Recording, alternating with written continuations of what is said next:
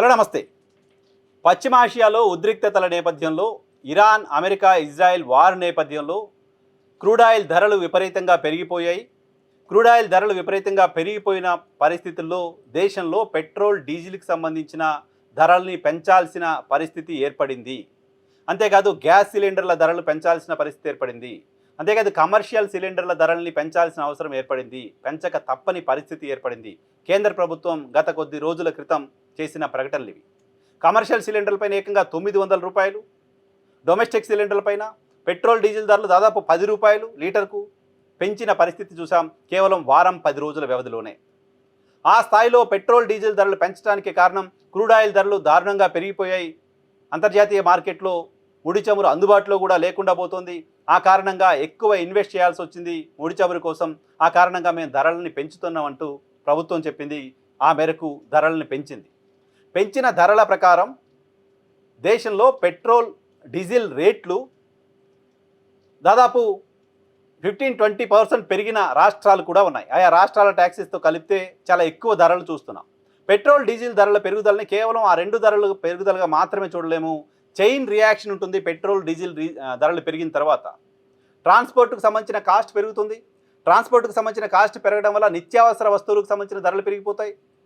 పప్పు ధాన్యాల ధరలు పెరిగిపోతాయి, బియ్యం ధరలు పెరిగిపోతాయి, ఆయిల్ ధరలు పెరిగిపోతాయి, కందిపప్పు ధరలు ఇలా ప్రతి నిత్యావసర వస్తువుకు సంబంధించిన ధర కూడా పెరిగిపోతూ ఉంటుంది డీజిల్, పెట్రోల్ ధరల పెరుగుదల కారణంగా. సో మొత్తం దేశంలో కేవలం పెట్రోల్, డీజిల్ ధరలు మాత్రమే కేంద్ర ప్రభుత్వం గ్యాస్ సిలిండర్ ధరలు మాత్రమే పెంచామని చెప్తున్నప్పటికీ ప్రతి వస్తువు, ఒక సామాన్యుడు తినే ప్రతి వస్తువు పైన కూడా ట్యాక్స్ పెరిగింది. ప్రతి వస్తువుకు సంబంధించిన ధర కూడా పెరుగుతూ వచ్చింది. ఈ మేరకు మొత్తం దేశంలో అత్యధికంగా పెట్రోల్ ధర ఆంధ్రప్రదేశ్ రాష్ట్రంలో ఉంది. 117 రూపాయలు లీటర్ పెట్రోల్, 105 రూపాయలు డీజిల్ ఆంధ్రప్రదేశ్ రాష్ట్రంలో ఉంది. రెండో స్థానంలో మధ్యప్రదేశ్, తెలంగాణ రాష్ట్రాలు ఉన్నాయి. మధ్యప్రదేశ్, తెలంగాణ రాష్ట్రంలో 115 రూపాయలు లీటర్ పెట్రోల్ ఉంది. గడిచిన నెల రోజుల్లోనే 10-11 రూపాయలు పెరిగిపోయాయి పెట్రోల్, డీజిల్ ధరలు. సో ఎందుకు పెరిగాయంటే కేంద్ర ప్రభుత్వం చెప్తూ వచ్చిన మాట క్రూడ్ ఆయిల్ ధరలు పెరిగింది అని. క్రూడ్ ఆయిల్ ధరలు మొత్తం పశ్చిమాసియాలో ఉద్రిక్తతలు వచ్చిన తర్వాత మ్యాక్సిమం పెరిగింది. $120-122 పోయింది క్రూడ్ ఆయిల్ ధర.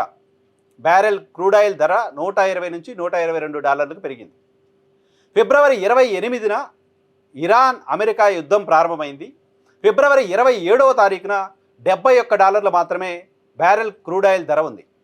సో $70 ఉన్నప్పుడు మేము ఇంత పెట్రోల్ రేట్ ఈ రకంగా ఉంది. ఇప్పుడు $120 అయింది, దాదాపు $50 పెరిగింది. కాబట్టి పెంచక తప్పని పరిస్థితి ఏర్పడింది అంటూ కేంద్ర ప్రభుత్వం చెప్పిన మాటని బరువైన, భారమైన, ఇబ్బంది కలిగిస్తున్నా భరించారు భారతీయులు, భరిస్తూ వచ్చాం. సో ఇప్పుడు బ్యారెల్ ముడి చమురు ధర ఈరోజు అంతర్జాతీయ మార్కెట్ ఈరోజు 10 రోజులుగా తగ్గుతూ వచ్చింది. ఈరోజు ఉన్న ధర కేవలం $70 మాత్రమే. అంటే యుద్ధం ప్రారంభం కావడానికంటే ముందు ఫిబ్రవరి 28న యుద్ధం మొదలవుతే ఫిబ్రవరి 27న $71 ఉంది. ఈరోజు $70 ఉంది. అంటే యుద్ధం మొదలు కావడానికంటే ముందు రోజు కంటే కూడా ఈరోజు $1 తక్కువ ఉంది బ్యారెల్ క్రూడ్ ఆయిల్ ధర. అంటే ఆ రోజు కంటే తక్కువ పెట్రోల్, డీజిల్ ధర ఈరోజు ఉండాలి కదా.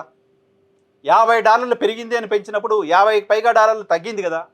పైగా యుద్ధం మొదలు కావడానికంటే ముందున్న ధర కంటే కూడా ఇంకా తగ్గిపోయింది కదా. మరి ఇప్పుడు ధరలు తగ్గించడం పైన ఎందుకు ప్రభుత్వాలు దృష్టి పెట్టట్లేదు? ఎందుకు ఆలోచన చేయట్లేదు? అక్కడ మండిపోతోంది బ్యారెల్ ధర, ఇక్కడ కూడా మేము పెంచేస్తాం, ఇక్కడ కూడా పెట్రోల్, డీజిల్ ధరలను మండించేశారు. ఆ మంట ఏ స్థాయిలో ఉందో చూస్తున్నాం. సో అక్కడ చల్లబడింది, అక్కడ మంట లేదు, అక్కడ తగ్గుతోంది. మరి ఇక్కడ ఎందుకు తగ్గట్లేదు? ఇక్కడ ఎందుకు మంట ఇంకా అలాగే ఉంచారు? పెట్రోల్ ధరలు పెంచాల్సిన సమయంలో రకరకాల రీజన్స్ చెప్తున్నారు, రకరకాల ఓరియంటేషన్ మొత్తం దేశ ప్రజలకు ఇస్తున్నారు. పెంచడానికి సంబంధించిన గ్రౌండ్ ప్రిపేర్ చేస్తున్నారు.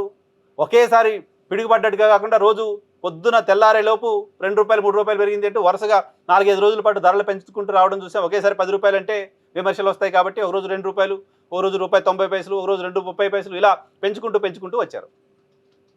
సో ఇప్పుడు యుద్ధం సంబంధించిన ఉద్రిక్తత తగ్గిపోయి హర్ముజ్ కాస్త ఓపెన్ అయ్యి ధరలు అంతర్జాతీయ మార్కెట్లో భారీగా పతనమైన తర్వాత కూడా ఇంకా దేశ ప్రజలపైన భారం వేస్తున్నారంటే మీరు దేశ ప్రజలతో వ్యాపారం చేస్తున్నట్టు కదా, దేశ ప్రజలకు సేవ చేస్తున్నట్లు కాదు కదా, దేశ ప్రజలకు చాలా వాస్తవాలు తెలియకుండా దాచేస్తున్నట్టు కదా, దేశ ప్రజల నుంచి డబ్బులు దొంగతనం చేస్తున్నట్టు కదా ప్రభుత్వాలు అధికారికంగా. దేశ ప్రజల్ని పీల్చి పిప్పి చేస్తున్నట్లు కదా. అంతర్జాతీయ మార్కెట్తో ముడి చమురుని లింకప్ చేశాం. అంతర్జాతీయ మార్కెట్లో పెరిగితే ఇక్కడ పెట్రోల్ ధరలు పెరుగుతాయి, అంతర్జాతీయ మార్కెట్లో తగ్గితే ఇక్కడ తగ్గుతాయి అంటూ చాలా పాలిష్డ్ స్టేట్మెంట్స్ ఇస్తూ వచ్చారు కదా. ఏమైపోయాయి ఇప్పుడు ఆ స్టేట్మెంట్స్? ఓ కేంద్ర మంత్రి చెప్తారు అంతర్జాతీయ మార్కెట్లో తగ్గినప్పటికీ మన దగ్గర తగ్గడానికి ఇంకా చాలా టైం పడుతుందంట. ఎందుకు చాలా టైం పడుతుంది? అవైలబిలిటీ ఉంది, రేటు తక్కువగా ఉంది, దాదాపు 15-20 రోజులుగా మీకు ఫ్లెక్సిబిలిటీ ఉంది. పెంచింది ఒక పైసా 2 పైసలు కాదు, 10 రూపాయలు 12 రూపాయలు, 900 రూపాయలు కమర్షియల్ సిలిండర్ పైన పెంచారు. సో ఈ స్థాయిలో పెంచి రోజు ప్రజల్ని దోచుకుని పీడించి బలవంతంగా వాళ్ళ దగ్గర నుంచి వసూలు చేయడం కదా, బలవంతంగా వాళ్ళ జేబులో డబ్బులు లాక్కోవడం కదా, మొత్తం దేశ ప్రజల్ని చీట్ చేయడం కదా, దేశ ప్రజలకు సంబంధించిన ఎమోషన్తో ఆడుకోవడం కదా, దేశ ప్రజల దేశభక్తిని తమ అవసరాల కోసం వాడుకోవడం కదా. అంతర్జాతీయ మార్కెట్లో తగ్గిన తర్వాత రేట్లు తగ్గించకుండా అదే రేట్లను కొనసాగించడం ద్వారా మొత్తం భారతీయుల్ని 140 కోట్ల మందిని కేంద్ర ప్రభుత్వం చీట్ చేస్తున్నట్లు, పెట్రోలియం సంస్థలు లూటీ చేస్తున్నట్లు భావించాల్సిన అవసరం ఖచ్చితంగా కనపడుతోంది. యుద్ధం ప్రారంభానికంటే ముందు ధర కంటే కూడా తగ్గిపోయిన తర్వాత కూడా పెట్రోల్ రేట్లు మండిపోతున్నాయంటే ఇది ఖచ్చితంగా కేంద్ర ప్రభుత్వం పెట్రోలియం సంస్థల దోపిడీగానే చూడాలి.